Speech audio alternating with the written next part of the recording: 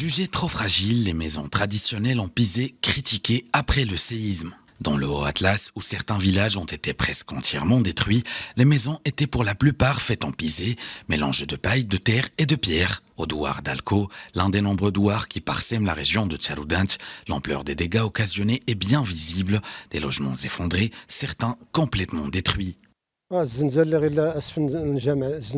Lorsque le tremblement de terre a frappé vendredi, nous nous sommes réveillés au milieu de la nuit. Tout le village a tremblé.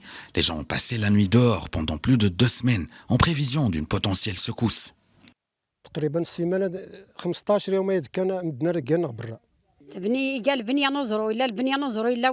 Les bâtiments sont construits à partir d'un mélange d'argile et de pierre et en raison de leur fragilité, un certain nombre d'habitants ne sont pas encore rentrés chez eux.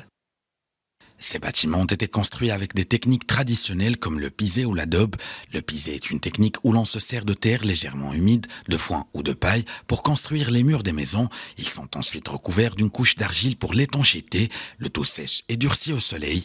L'adobe est une autre technique où on empile des briques de terre argileuses les unes sur les autres sans les lier avec du ciment.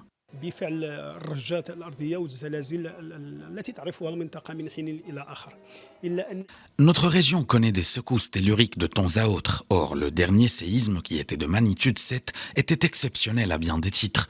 Il a détruit des habitations supposées solides et d'autres qui le sont moins.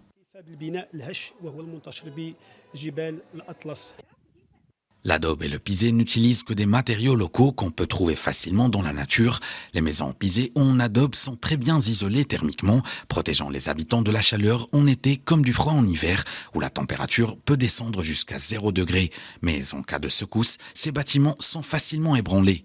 Pour garantir leur sécurité tout en conservant leur cachet, il est primordial d'identifier les zones de faille sismique et interdire la construction de bâtiments à moins d'une centaine de mètres de ces zones.